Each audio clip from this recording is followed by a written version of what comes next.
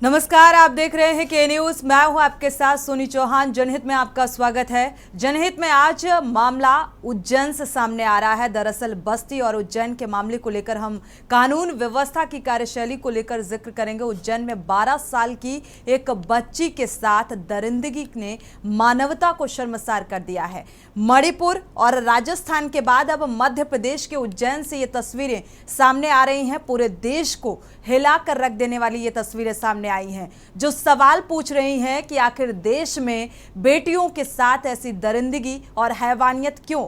मध्य प्रदेश में मामा राज में उज्जैन में जो वारदात सामने आई है, उसने पूरे सिस्टम के साथ सरकार को भी कटघरे में खड़ा कर दिया है। बेटियां असुरक्षित हैं और अपराधी बेखौफ हो चुके हैं, और ये तस्वीर इस बताने के लिए काफी है। अपराधियों के मन में कानून का कोई खौफ नहीं है। सवाल है आखिर क्यों, डर क्यों नहीं है। सवाल है आखिर देश में राज्य भले ही अलग अलग हो, पर घटनाओं पर महिलाएं और बच्चियों के साथ रेप के होने वाली वारदातें एक जैसी हैं, जो लगातार सामने आ रही हैं। आखिर क्यों बेटियां दरिंदों के आगे बेबस हैं?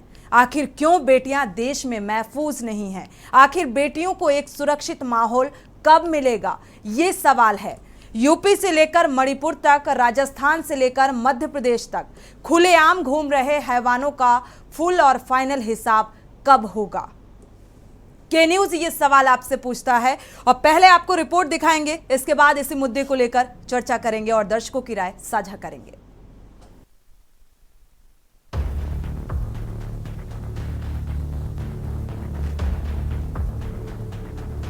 उज्जैन की ये तस्वीरें आपका दिल दहला देगी।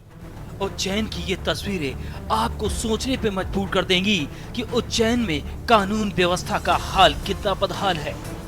मध्य प्रदेश के उज्जैन से आई ये तस्वीरें लोगों को सोचने पे मजबूर कर रही हैं कि आखिर मामा राज में बेटियां कितनी सुरक्षित हैं। उज्जैन में 12 साल की बच्ची के साथ खौफनाक वारदात सामने आई है, जो ये बताने के लिए काफी है कि मध्य प्रदेश में मामा राज में बेटियां कितनी असुरक्षित हो चली हैं। उज्जैन में 12 साल की बच्ची के साथ रेप का मामला सामने आया है। महाकाल थाना इलाके में बड़नगर रोड पर दांडी आश्रम के पास बच्ची सोमवार शाम घायल हालत में मिली थी। उसके कपड़े खून से सने थे। बच्ची आधे अधूरे कपड़ों में सोमवार खेड़ी सिंहस्थ बाईपास की कॉलोनियों में 2.5 घंटे तक भटकती रही। इसके सीसीटीवी फुटेज पुलिस ने खोजे हैं। वो पूरे 8 किलोमीटर तक पैदल चलती रही। उसके प्राइवेट पार्ट्स में गंभीर चोटें हैं। उसने पुलिस को बताया कि उसकी मां के साथ भी गलत काम हुआ, लेकिन उसकी मां कहां है, उसे इस हाल में किसने पहुंचाया, इसके बारे में वो कुछ नहीं बता पा रही है। ज्यादा खून बह जाने के चलते बच्ची को इंदौर के अस्पताल में भर्ती कराना पड़ा। वहां उसे खून चढ़ाया गया। बच्ची अब खतरे से बाहर है। जानकारी मुताबिक डॉक्टरों ने रेप की पुष्टि की है। शुरुआती जांच में बच्ची शायद प्रयागराज की रहने वाली बताई जा रही है। सरकार ने जांच के लिए एसआईटी का गठन कर दिया है। बच्ची ठीक से ज्यादा कुछ बता नहीं पा रही है कि घटना कहां हुई। पुलिस ने जब सीसीटीवी फुटेज खंगाले तो उसमें एक ऑटो रिक्शा हाटकेश्वर मार्ग पर दिखाई दिया, जिसमें एक व्यक्ति भी पीड़ित के साथ दिख रहा है। फुटेज की मदद से पुलिस ने मंगलवार रात को ऑटो को खोज निकाला। हिरासत में लेकर उससे पूछताछ की जा रही है। सीसीटीवी फुटेज में बच्ची सोमवार सुबह 5:52 पर तिरुपति ड्रीम्स कॉलोनी में हड़बड़ाती हुई पैदल जाती दिखी। इस दौरान कॉलोनी में एक बुजुर्ग ने उससे पूछा भी तो उसने इतना ही बोला कि कुछ लोग उसके पीछे पड़े हुए हैं। इसके बाद वो रुकी नहीं, वह तेजी से आगे चलती चली गई। पुलिस मामले में संबंधित व्यक्ति तक भी पहुंची और बच्ची से हुई वारदात के बारे में पता किया, जिसके बाद सामने आया कि वह दरिंदगी का शिकार होने के बाद जान बचाकर निकली और उसे समझ नहीं आ रहा था कि आखिर जाएं तो जाएं कहां। बस पैदल इस कॉलोनी से उस कॉलोनी चलती जा रही थी। उज्जैन जिले में महाकाल थाना अंतर्गत एक प्रकरण कायम हुआ है अज्ञात लोगों के विरुद्ध, जिसमें दुष्कर्म की बात सामने आई है, जिसकी पुष्टि मेडिकल के द्वारा की गई है। इसमें बच्ची की हालत नाजुक होने से उसको इंदौर रेफ़र किया गया था, और जो भी बेस्ट ट्रीटमेंट है उसको वहाँ पे अवेलेबल कराया गया था। ब्लड की कमी के कारण जब ब्लड की रिक्वायरमेंट थी तो पुलिस वालों ने ही ब्लड भी वहाँ पे दिया है। इसमें एक बड़ी टीम एसआईटी गठित की गई है और लगातार सभी जगह पे इसको हम लोग ट्रैक कर रहे हैं, और जनता से भी यही अपील है, किसी को भी इसके बारे में कोई भी जानकारी हो तो पुलिस को तुरंत बताएं। सर, फरियादिया के द्वारा क्योंकि बताया नहीं गया है और अभी तक घटना की जब जानकारी मिली है और उससे पहले तक जो हुआ है उसको हम लोग बैक ट्रैक कर पा रहे हैं। तो घटना कहाँ हुई है, घटनास्थल क्या है, उसकी जांच अभी विवेचना का विषय है, जिसका जल्दी खुलासा किया जाएगा। बच्ची के द्वारा वो कहाँ की है बहुत स्पेसिफिक नहीं बताया गया है, और उसकी जो भाषा है उसके हिसाब से प्रयागराज के होने की संभावना है। उम्र कोई वैलिड डॉक्यूमेंट्स नहीं है, पर उसके बाद ही बता पाना ठीक रहेगा। जानकारी के मुताबिक लड़की उत्तर प्रदेश के प्रयागराज के गांव की हो सकती है। उसकी बोली इस इलाके के एक समुदाय की बोली है। मध्य प्रदेश पुलिस उत्तर प्रदेश पुलिस से भी संपर्क कर परिवार का पता करने का प्रयास कर रही है। इस दौरान बाईपास पर निकलने वाले भारी वाहनों की डिटेल निकलवाई जा रही है, लेकिन इतनी बड़ी वारदात ने पुलिस व्यवस्था पर सवाल खड़े कर दिए हैं। राजनीति भी मामले पे गरमाई हुई है। ट्विटर एक्स पर राजनीतिक पार्टियां अपने अपने हिसाब से ट्वीट कर रही हैं और सवाल पूछ रही हैं कि आखिर मामा राज में बेटियां असुरक्षित क्यों हैं। स्पेशल टेस्ट के न्यूज इंडिया।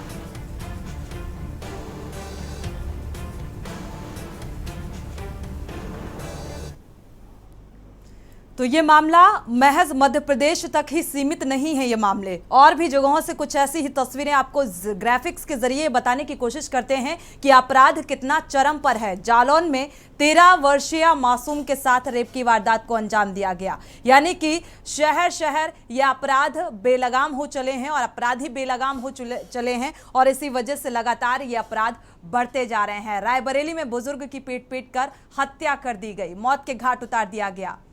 तो अपराधों का ग्राफ लगातार बढ़ता जा रहा है। महाराजगंज में बोरे में हाथ पैर बंधी लाश बरामद की गई। मेरठ में महिला से दुष्कर्म का प्रयास किया गया। बिजनौर के शेरकोट में स्कूल जा रही युवती से दुष्कर्म का मामला सामने आया।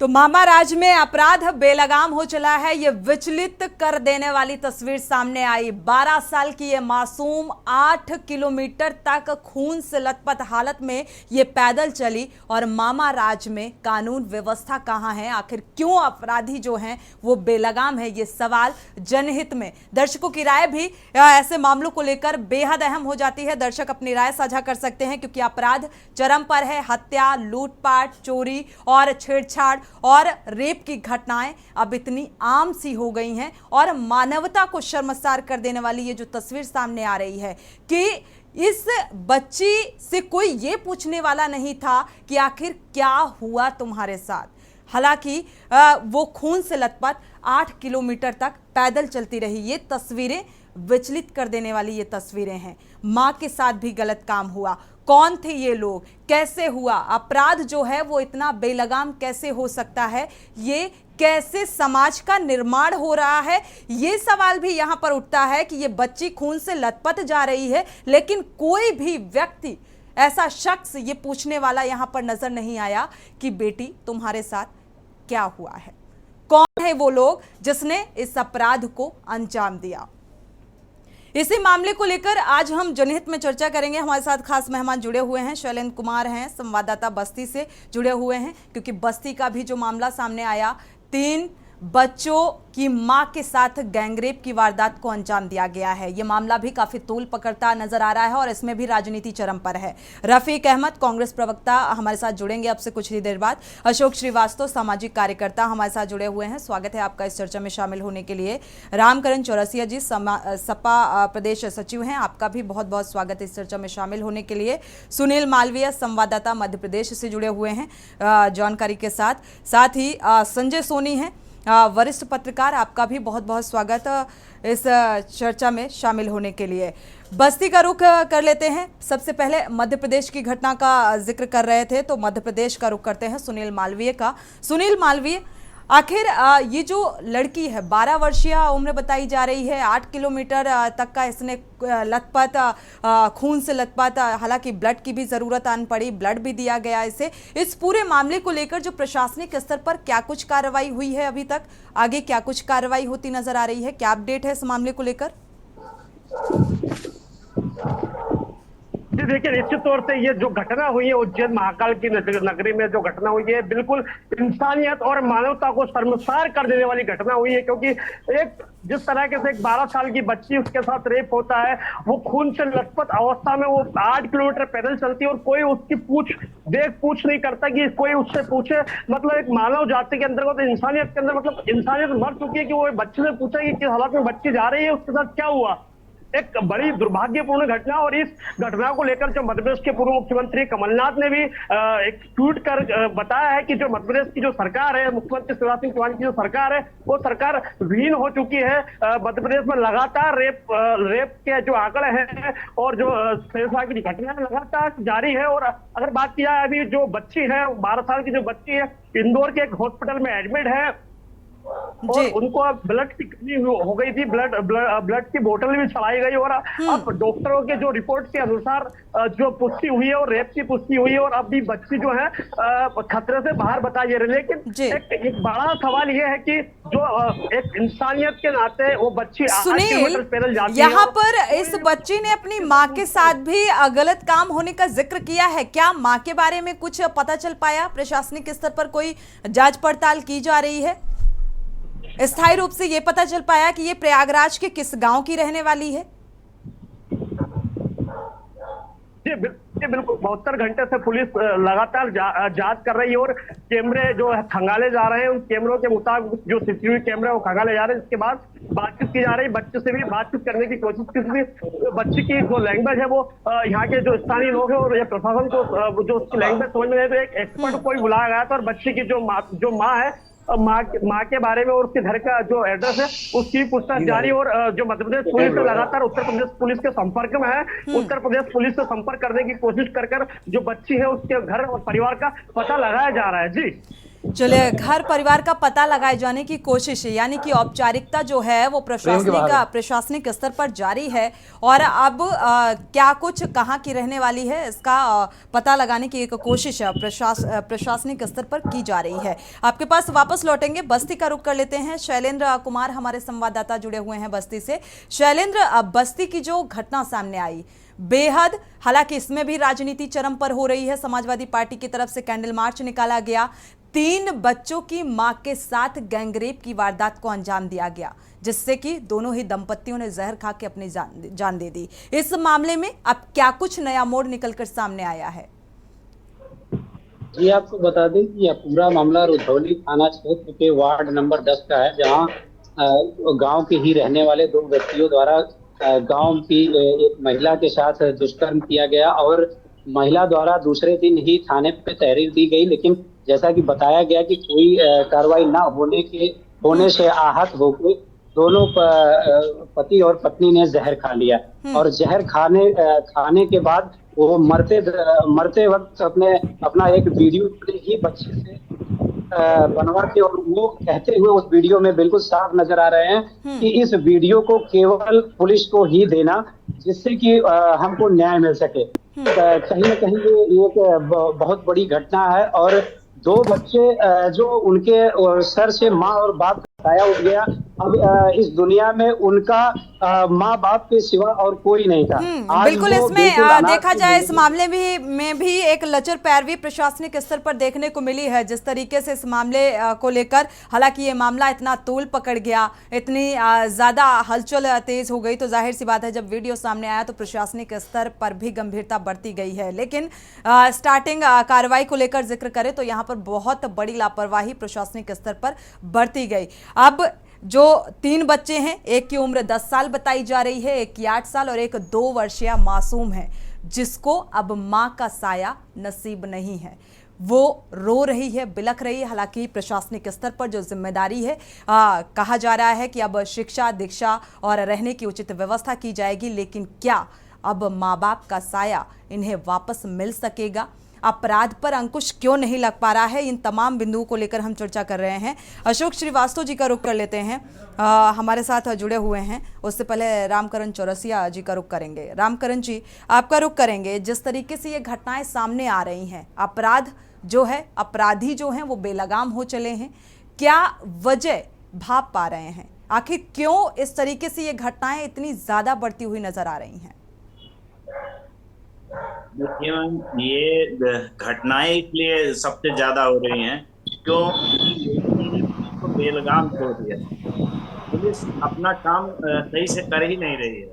पुलिस अगर अपना काम सही से करती तो ये दंपत्ति जिंदा होती। आप जैसा अभी आपके पत्रकार महोदय ने बताया है, वहां पहले वो दंपत्ति गए थे पुलिस के पास, लेकिन पुलिस ने कार्रवाई नहीं की। इस तरह की अनेक सैकड़ों घटनाएं प्रदेश में हैं कि पुलिस समय पर कार्रवाई करती नहीं है।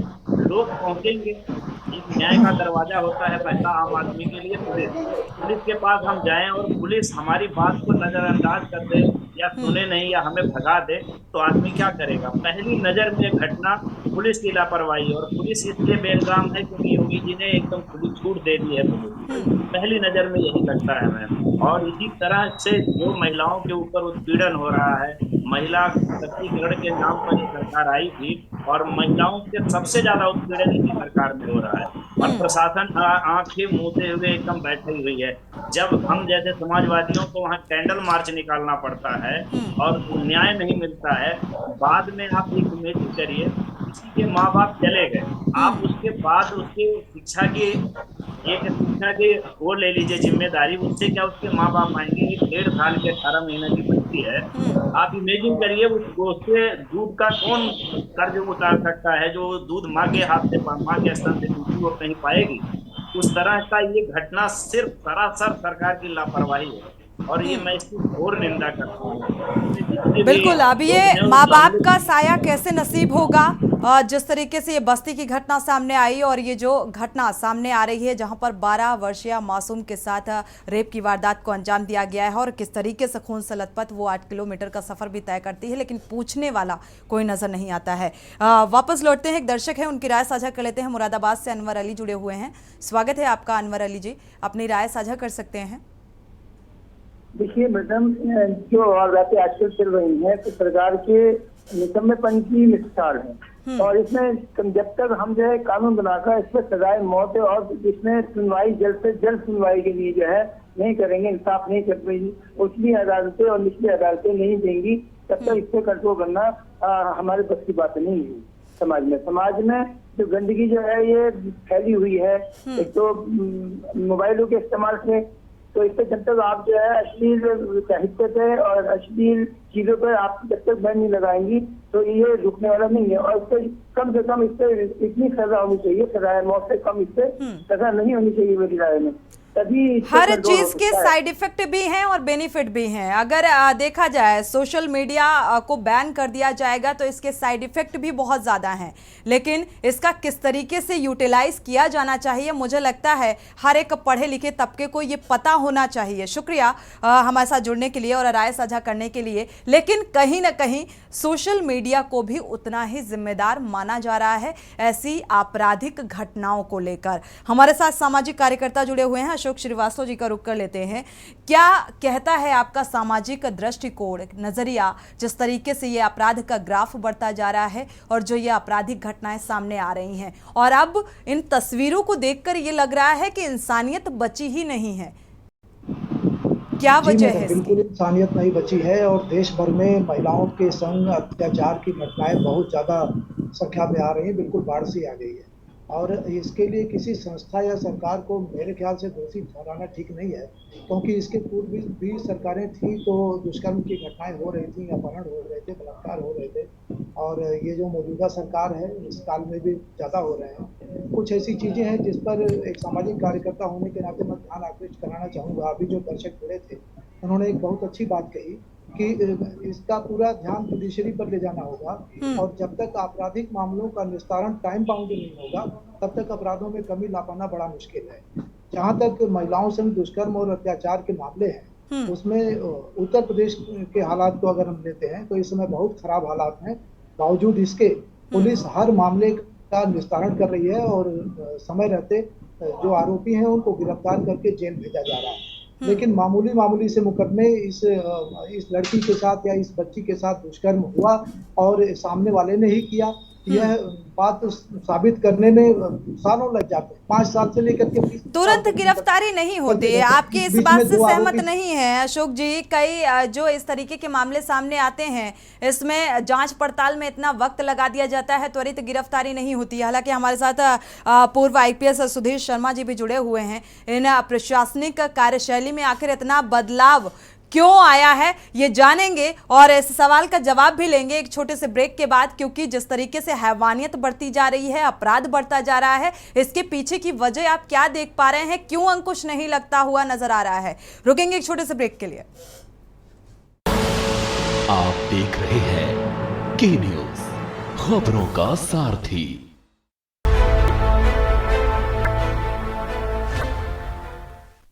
ब्रेक से वापस आ रहे हैं। इस बीच बांदा से बड़ी खबर मिल रही है। कोचिंग जा रही छात्रा के साथ छेड़छाड़ का मामला सामने आ रहा है। बांदा से अहम खबर आपको बता रहे हैं। एक और मामला अपराधी की श्रेणी में जुड़ता हुआ नजर आ रहा है। बांदा से यह खबर आपको बता रहे हैं। कोचिंग जा रही थी ये छात्रा और इसके साथ छेड़छाड़ की वारदात को अंजाम दिया गया है। 25 सितंबर की यह घटना बताई जा रही है। ऑटो ड्राइवर और मंचोली की तलाश में जुटी हुई है पुलिस। तो यह तलाश अभी भी जारी है। बांदा से बड़ी खबर, कोचिंग जा रही छात्रा से छेड़छाड़ का यह मामला सामने आ रहा है। छेड़छाड़, लूटपाट, रेप जैसी वारदातें थमने का नाम नहीं ले रही हैं। वजह क्या है? कानून व्यवस्था कहाँ है? कानून व्यवस्था किस तरीके से सुदृढ़ है, जिससे वजह से लगातार ये जिक्र भी किया जाता है कि सुदृढ़ है। तो अगर सुदृढ़ है तो इस तरीके के जो अपराध हैं वो क्यों बढ़ते हुए नजर आ रहे हैं? इसी को लेकर हम जनहित में चर्चा कर रहे हैं। बांदा से खबर, कोचिंग जा रही छात्रा के साथ छेड़छाड़ की ये घटना सामने आ रही है और चलते हुए ऑटो से ये छात्रा ने कूदने का प्रयास किया। कूदी, जान भी जा सकती थी, मौत भी हो सकती थी इस छात्रा की। ऑटो ड्राइवर और मंचली की तलाश में पुलिस अभी तक जुटी हुई है। तो इस तरीके की घटनाएं सामने आ रही हैं जिसको लेकर कानून व्यवस्था पर सवाल उठाए जा रहे हैं।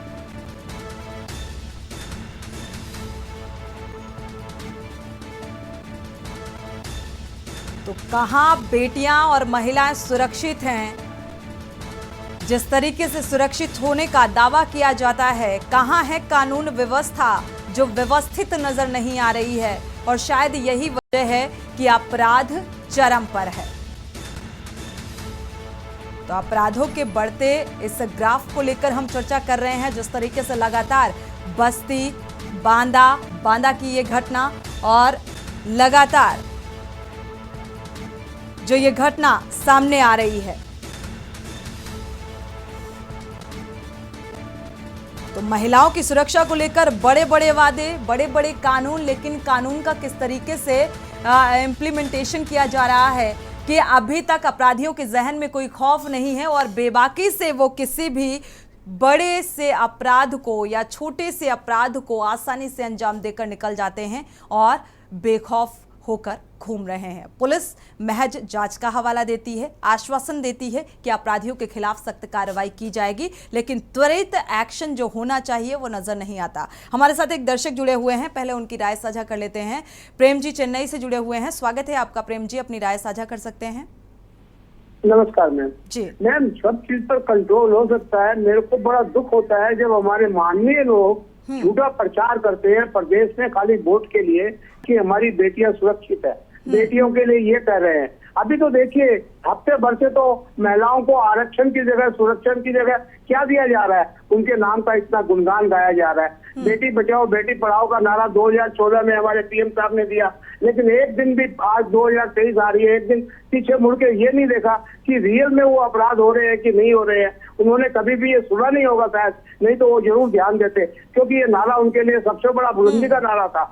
आप मेरी समझिए तो उनके पास ये, उनके कान में ये बात नहीं गई होगी, क्योंकि उनको पीछे की घटनाएं याद नहीं रहती है। मेरे को ये समझ में आ रहा है। आज भी वो गए थे, अभी MP में भी जाके उन्होंने बहुत बड़े भाषण दिए कि लाडली बहनों के लिए वो MP में क्या कर रहे हैं, और आज देखिए घटनाएं आ रही है। यूपी में बिल्कुल लाडली बहना योजना, लेकिन जब लाडली ही सुरक्षित नहीं है तो योजना किस काम की? शुक्रिया हमारे साथ जुड़ने के लिए और राय साझा करने के लिए। अगले दर्शक मेरठ से जुड़े हुए हैं, उमेश जैन जी, स्वागत है आपका, अपनी राय साझा कर सकते हैं।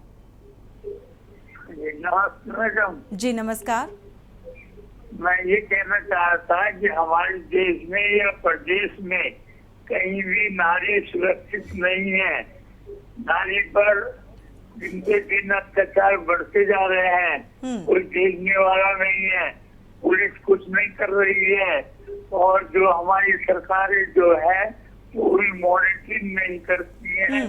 इसकी वजह से अपराध बढ़ते जा रहे हैं और अपराधियों से पैसे लेकर उन्हें छोड़ दिया जाता है। इसकी वजह से उनके हौसले बिल्कुल ऐसे भी मामले सामने आते हैं जहां पर दबंगई करते हैं और रफा दफा कर दिया जाता है मामला ले देकर। शुक्रिया हमारे साथ जुड़ने के लिए और ये राय साझा करने के लिए। इसलिए इस मसले को जनहित में उठाया है क्योंकि कानून व्यवस्था पूरी तरीके से विफल है, फेल है। हमारे साथ पूर्व IPS सुधीर शर्मा जी भी जुड़े हुए हैं। रुख कर लेते हैं सुधीर जी का। सुधीर जी, आखिर क्या वजह आप देख पा रहे हैं जो आपराधिक जो ग्राफ है वो लगातार बढ़ता जा रहा है, रेप की घटनाएं लगातार बढ़ती जा रही हैं और अपराधियों पर अंकुश नहीं है, कानून व्यवस्था किस तरीके से काम कर रही है? सुनीति जी, जो इसमें आज अपने मुद्दा उठाया है बहुत ही सामयिक है और आज समय की पुकार भी है। अपराध, अपराधी, समाज और प्रशासन ये एक ऐसा ताना बाना बन गया है। हर इंसान ये कह रहा है कि हम सुरक्षित नहीं है, महिलाएं सुरक्षित नहीं है, बालिकाएं सुरक्षित नहीं है, प्रशासन कुछ नहीं कर रहा है। प्रशासन कहां से बना? इस समाज से। अपराधी कहां से आया? इस समाज से।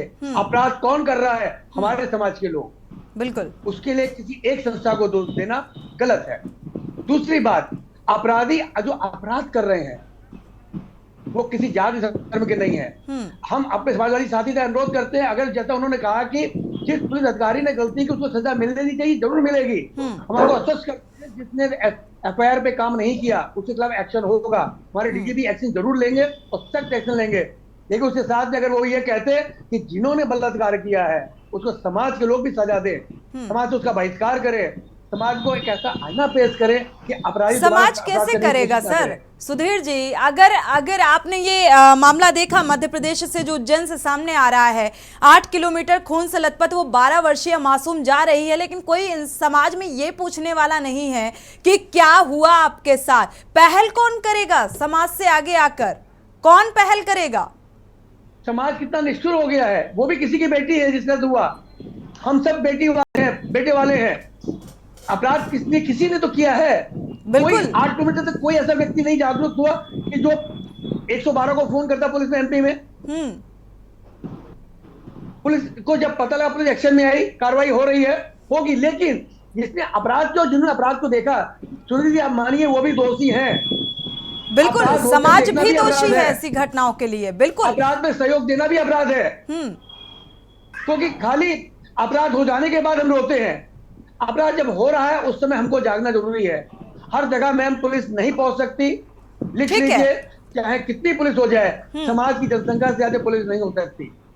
ठीक है, लेकिन जो है जो नहीं है हम उसकी बात नहीं कर रहे हैं। अपराध में नियंत्रण इसलिए नहीं है, ये भी दलील सामने आती है कि इतने प्रशासनिक पुलिसकर्मी नहीं है जो अपराध पर प्रति व्यक्ति अगर अपराध होता है तो उसे अंकुश कर सके। लेकिन यहां पर अगर अपराध हो रहा है तो जहां पर त्वरित कार्रवाई बनती है, फॉर एग्जाम्पल 354 की धारा लगा दी गई तो हिरासत में लिया जाना चाहिए। लेकिन न जाने कितने ऐसे मामले सामने आ चुके हैं कि हिरासत में नहीं लिया जाता। ऐसी धाराएं जिनमें गिरफ्तारी त्वरित है लेकिन बावजूद इसके गिरफ्तारी नहीं की जाती है। सुन लीजिए, सब दर्शक भी जान लें, सिर्फ FIR होने से व्यक्ति अपराधी नहीं हो जाता। वरना जब सरकारें बदलती हैं, एक सरकार वाले दूसरी सरकारों पर सारी FIR करते सब जेल चले जाएंगे। दूसरी सरकार आज BJP की है, मुझे लगता है अधिकतर लोगों को पता है। सुन लीजिए, FIR होने के बाद विवेचना जरूरी है, विवेचना त्वरित हो। हम आपकी बात से सहमत हैं, क्योंकि आज सुप्रीम कोर्ट ने भी कहा है 376 तक की फर्जी FIR हो रही है। इंसान को न्याय मिलना है। जी, समाज में इतनी विकृति आ गई है कि हम स्वार्थ के लिए, अपने स्वार्थ के लिए, अपने पैसे के स्वार्थ के लिए सारे संबंधों को तार कर रहे हैं। समाज को जागने की जरूरत है। हमारे समाज से कार्यकर्ता जो अशोक जी, उन्होंने बहुत अच्छी बात कही कि जब तक समाज नहीं जागरूक होगा हम समाज से कोई भी अपराध को कम नहीं कर पाएंगे। बिल्कुल, सामाजिक जिम्मेदारी, नैतिक जिम्मेदारी, व्यक्तिगत जिम्मेदारी, प्रशासनिक जिम्मेदारी, लेकिन हर एक व्यक्ति को अपनी जिम्मेदारी तय करनी होगी। समाज की भी एक बहुत बड़ी भागीदारी होनी चाहिए, जो आज ये दिखाता है। इस तस्वीर को देखने के बाद ये समझ आता है कि वाकई, और न जाने पिछली ऐसी कितनी घटनाएं, साक्षी का जो मामला सामने आया था उसमें उसका कत्ल होता रहा, किस तरीके से राहगीर गुजरते रहे, लेकिन किसी ने भी ये जहमत नहीं उठाई कि कोई उसे रोकने की कोशिश करता। एक दर्शक है, उनकी राय साझा कर लेते हैं। हमारे साथ प्रकाश जी पानीपत से जुड़े हुए हैं। स्वागत है आपका प्रकाश जी, अपनी राय साझा कर सकते हैं। जी मैडम जी, मैं ये कहना चाहता था कि भाई जैसे लड़की घूमती रही तो फिर ये किसी ने मदद नहीं की, जो भी है उनको भी कुछ सजा होनी चाहिए या उनके ऊपर कोई जुर्माने का प्रावधान होना चाहिए। हाँ जी, शुक्रिया। लेकिन प्रकाश जी, कानून अगर इस चीज के लिए भी बन जाएगा कि अगर सामाजिक किसी व्यक्ति ने सहायता नहीं की या उसकी हेल्प नहीं की, इसके लिए कानून बनाया जाए या फिर इसके तहत कार्रवाई की जाए, तो मुझे लगता है ये सही नहीं है। एक सामाजिक जिम्मेदारी भी बन जाती है कि अगर समाज में इस तरीके के अपराध पनप रहे हैं तो इन्हें बढ़ावा देने वाला कौन है। प्रशासनिक कार्रवाई भी है, उतनी ही जिम्मेदारी है कि किस तरीके से अपराध पर अंकुश लगाया जाना चाहिए, लेकिन एक सामाजिक भी बड़ी जिम्मेदारी है। समाज में रह रहे हर एक व्यक्ति की ये जिम्मेदारी है कि किस तरीके से हम ऐसी घटनाओं को रोक सकें या जान सके। जिस तरीके से ये मासूम किस तरीके से रोती बिलखती तस्वीरों में आप देख सकते हैं, रूह कपा देने वाली ये तस्वीरें सामने आ रही हैं, मानवता को शर्मसार कर देने वाली ये तस्वीरें सामने आ रही हैं, लेकिन यहाँ पर किसी भी शख्स के अंदर ये इंसानियत नजर नहीं आई कि कोई इस मासूम से पूछता कि क्या हुआ, किस तरीके से हुआ, कौन लोग थे, या प्रशासनिक अमले को खबर दी होती। ये हमारा समाज है और आज कैसे समाज का निर्माण हो रहा है, और ये बेहद दुखद है कि इस तरीके की घटनाओं में इस तरीके से हम चर्चा कर रहे हैं और लगातार अपराध चरम पर है। आपके पास वापस लौटते हैं। आप समाजवादी पार्टी से जुड़े हुए हैं, रामकरण जी, आप कुछ कहना चाह रहे हैं? जी, मेरा कहना था शर्मा जी से, शर्मा जी कह रहे हैं समाज की भी जिम्मेदारी है, लेकिन जिसकी जिम्मेदारी है उसने ही इस जिम्मेदारी को, बस्ती की घटना को टालने के लिए, तो यहाँ तो पुलिस की सरासर गलती है। अगर वो पहले दिन ही कार्रवाई किए होते तो संपत्ति जांच नहीं करी होती। तो समाज के साथ साथ जिसका दायित्व है वो अपनी जिम्मेदारियों से अगर भाग रहा है, समाज में तो ये देख रहे हैं आपने जो घटना दिखाई मध्य प्रदेश की, इस तरह से समाज के लोग एकदम, ये इतना कुत्सित घटना होने के बाद कोई, क्या हम लोगों की बेटियां नहीं है, ये मैं सहमत हूँ, हम सब की बेटियां हैं, लेकिन हम सब की बेटी होने के बाद कानून व्यवस्था लचर है, इस बात को मानते हैं सुधीर जी? बिल्कुल, जिस व्यक्ति ने सूचना मिलने के बाद कार्रवाई नहीं की वो व्यक्ति दोषी है, उसको सजा मिलेगी और जरूर मिलेगी। सर अभी तक तो नहीं मिली ना। लेकिन सुधीर जी, एक सवाल है यहाँ पर। कई ऐसे अधिकारी हैं जिनकी लापरवाही उजागर होती है, इसके बाद उन्हें बर्खास्त कर दिया जाता है, सस्पेंड कर दिया जाता है और इसके बाद फिर से बहाल कर दिया जाता है। तो इस तरीके की कार्रवाई से क्या आपको लगता है सुधार होगा?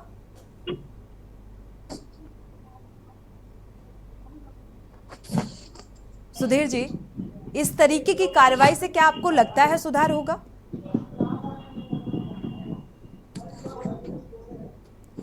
सुधीर जी तक आवाज नहीं जा रही है, मुझे लगता है।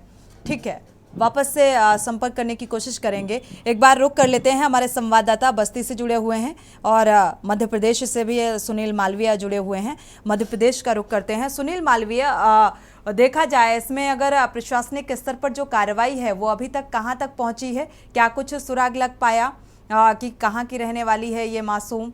कुछ पता चल पाया है?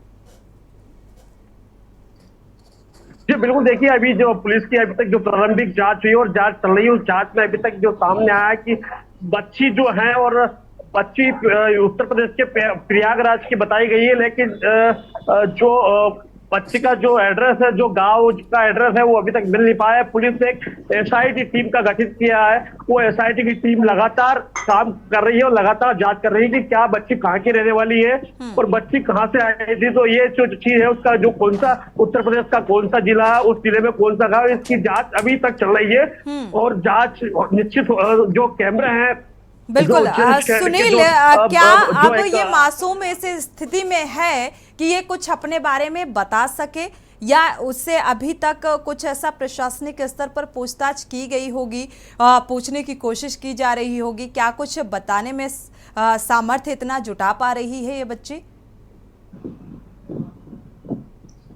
ये बिल्कुल देखिए, बच्चे अभी लगातार स्वस्थ हैं और खतरे से बाहर है। बच्ची की जो लैंग्वेज है वो पुलिस प्रशासन को समझ में नहीं आ रही। इसके लिए एक एक्सपर्ट महिला को बुलाया गया। उस महिला के द्वारा उस बच्चे से बात करने की कोशिश की जा रही है। बच्ची से बात लगातार जारी है और बच्चे से पूछताछ भी की जा रही है कि कहाँ से आई थी, आपके साथ क्या हुआ। तो बच्ची ने एक व्यक्ति का नाम बोला है। उस बच्चे ने बताया कि चावल नाम का जो व्यक्ति था वो भी एक आरोपी, चावल नाम का व्यक्ति भी साथ। और जब बच्ची चल रही थी पैदल तो वो साथ ही साथ चल रहा था, पीछा कर रहा था, मैं लगातार दौड़ रही थी।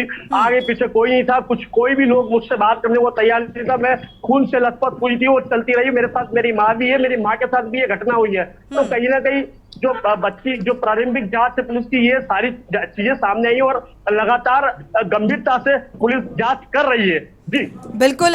सुनील, इस मामले को लेकर देखा जाए, कहा जाता है मामा राज है मध्य प्रदेश में, बुलडोजर मामा के नाम से कहा जाता है। और कानून व्यवस्था को लेकर कहा जाता है कि इकबाल बुलंद है, कानून व्यवस्था व्यवस्थित है। तो ये अव्यवस्थित कानून व्यवस्था की तस्वीर सामने आ रही है। और हमारे यहाँ ये कहा जाता है कि जहां पर मामा शब्द का इस्तेमाल होता है वहां पर कहते हैं 100 ब्राह्मण के समान एक भांजी होती है। तो ये बच्ची, ये मामा, ये आपकी भांजी है। और किस तरीके से कानून व्यवस्था है आपकी, देख लीजिए, उसकी ये बानगी नजर आ रही है। ये सवाल वहां के सीएम ये कहते हैं चिल्ला चिल्ला कर कि यहां पर कानून व्यवस्था सुदृढ़ है। ये सुदृढ़ कानून व्यवस्था की तस्वीर सामने आ रही है। देखिए जरा, ये कानून व्यवस्था है। एक दर्शक है, उनकी राय साझा कर लेते हैं। गिरीश शुक्ला जी जुड़े हुए हैं, स्वागत है आपका गिरीश जी, अपनी राय साझा कीजिए। मुझसे तो खैर देखा नहीं जा रहा है, तो मैंने मुंह घुमा लिया। काफी देर तक मैं 15 मिनट आंख बंद करके लेटा रहा जी। मैं देश के सामने इतना ही कहना चाहूंगा, रंगे सियारों में शेरों की तलाश बंद कर दो, भूखे दौलत के भेड़िए इनमें मददगारों की तलाश बंद कर दो। ये झूठे आश्वासन, ये झूठी बातें, ऊंची कुर्सी पर बैठने वाला 24 घंटे अगर करता है तो इस देश में कानून व्यवस्था की बातें बंद कर दो। शर्म आ गई आज मुझको इस देश पर, इस देश में मासूमियत की ये दशा करवाई है। सीधी जिम्मेदारी मैं अमित शाह और नरेंद्र मोदी की तय करता हूँ। अगर शर्म हो जरा भी, इस्तीफा दे दें मोदी अपनी कुर्सी से। वही तो 24 घंटे करते हैं, सारा प्रशासन उनके पीछे लगा रहता है। जनता की ये दशा करवा रहे हैं इस देश के अंदर। ठीक है गिरीश जी, आपकी जो ये नाराजगी और जिस तरीके से आप संवेदना एक व्यक्त कर रहे हैं और नाराजगी इस बात को लेकर कि कानून व्यवस्था किस तरीके से है, अपराधियों पर अंकुश क्यों नहीं लग पा रहा है, हम इत्तेफाक रखते हैं इस आपकी मनोदशा से।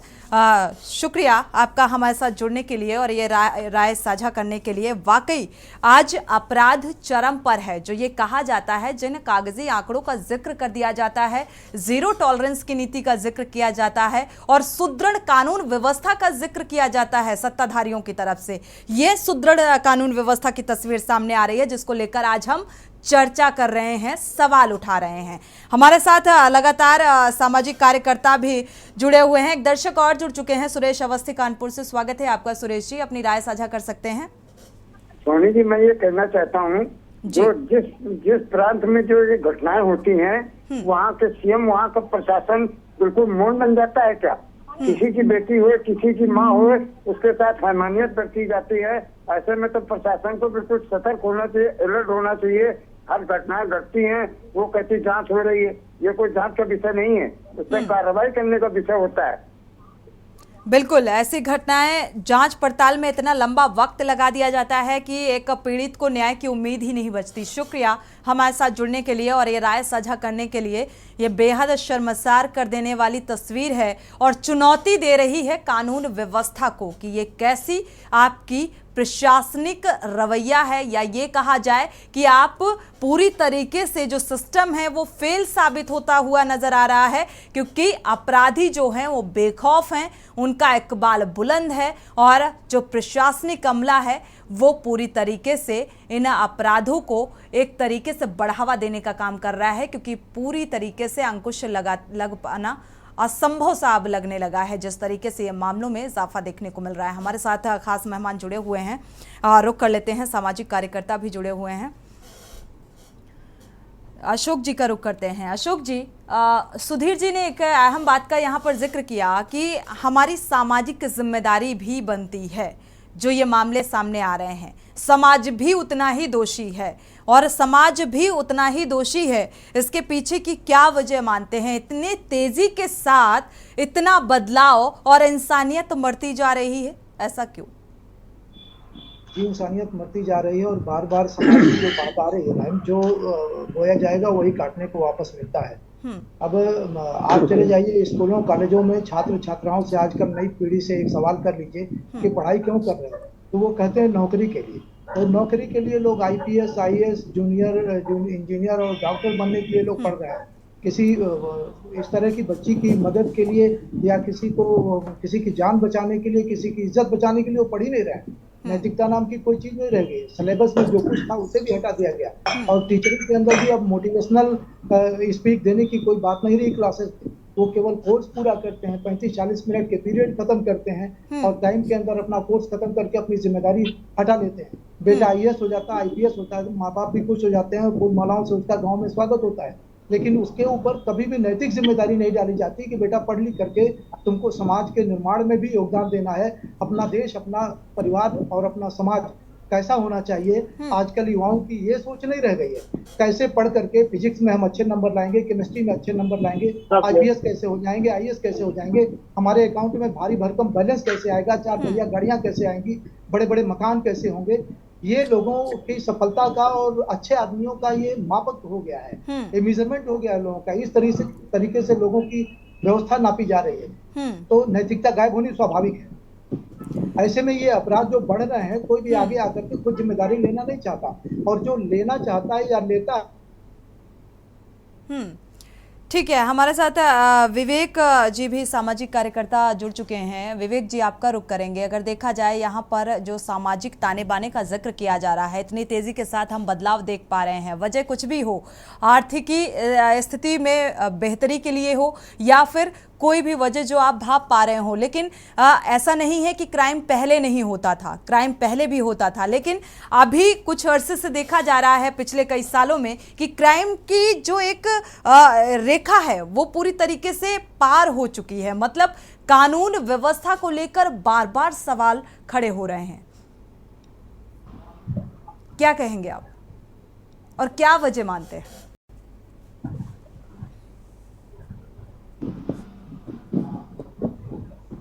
विवेक जी, आपको आवाज मिल पा रही है? जी आवाज मिल रही है जी। देखिए, उत्तर प्रदेश की जो मौजूदा सरकार है वो सरकार ही जिम्मेदार है। आप बताइए, कुलदीप सिंह सेंगर, बृजभूषण शरण सिंह जैसे लोग जब पार्टी में रहेंगे, उस पार्टी की सरकार रहेगी, तो इस देश में और प्रदेश में अपराध की संख्या बढ़ेगी। आप बताइए, अभी तक बृजभूषण शरण सिंह को जेल नहीं भेजा गया।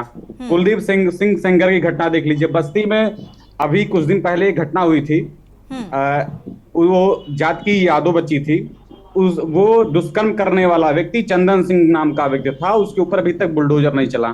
सवाल यह है, उसी उत्तर प्रदेश की सरकार अभी तक सो रही है। और मैं आपको बता दूं, आज सुबह की बात है, मैं न्यूज में देख रहा था कि माननीय मुख्यमंत्री जी ने अंबेडकर नगर के एसपी को फटकार लगाई है। अब आप सोच सकते हैं कि इस प्रदेश का मुखिया जो है वो एसपी को फटकार लगा रहा है कि आप 4 दिन हो गया, मुकदमा क्यों नहीं दर्ज किए, कार्रवाई क्यों नहीं किए। अंबेडकर नगर में बच्ची का दुपट्टा खींचा गया और अभी तक कार्रवाई नहीं की गई, अपराधी को पकड़ा नहीं गया। तो इस देश में जो मौजूदा सरकार है वो अपराधियों की सरकार है, और आपराधिक लोग ही MLA और MP बन रहे हैं। सुधीर जी, कैसे चलेगा भाई? जब राजनीतिक दबाव में प्रशासनिक अमला काम करेगा तो कानून व्यवस्था कहां से सुदृढ़ होगी? कैसे अपराधियों पर अंकुश लगेगा? सुनील जी, अभी हमारे साथी कह रहे थे कि मुख्यमंत्री ने SP की फटकार लगाई, कानून व्यवस्था की माननीय मुख्यमंत्री जी की को चलाना है, अच्छे कार्य के लिए खराब कार्य के लिए दंड देना अधिकारियों को उनके कर्तव्य में आता है। अगर वो ऐसा नहीं करते तो माननीय मुख्यमंत्री जी को माना जाएगा कि अपनी कर्तव्य परिणता का परिचय नहीं दे रहे।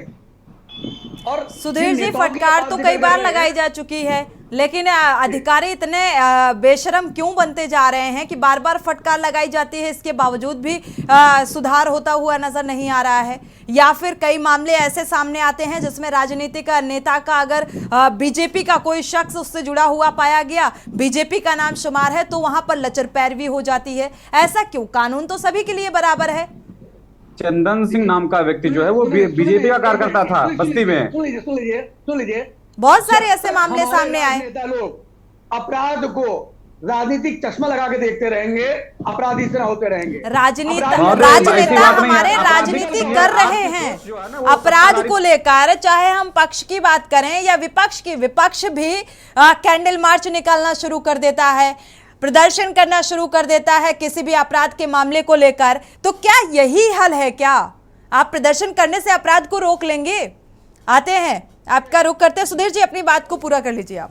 जी, सुन लीजिए पूरी बात। मैडम, जब तक जो अपराधी है वो जेल जाएगा, चाहे सुरेश कारमांडी हो, चाहे लालू प्रसाद हो, चाहे सुब्रत राय हो, चाहे ब्रिजभूषण शरण सिंह का बताइए। ब्रिजभूषण शरण सिंह का, जी हाँ, इंतजार कीजिए, कानून में क्या चल रहा है। आप जो केस आप पढ़े लिखे हो कैसी बात कर रहे हैं? विवेक जी, देखिए, ब्रजभूषण शरण सिंह के मामले को लेकर बहुत बहस कर चुके हैं विवेक जी।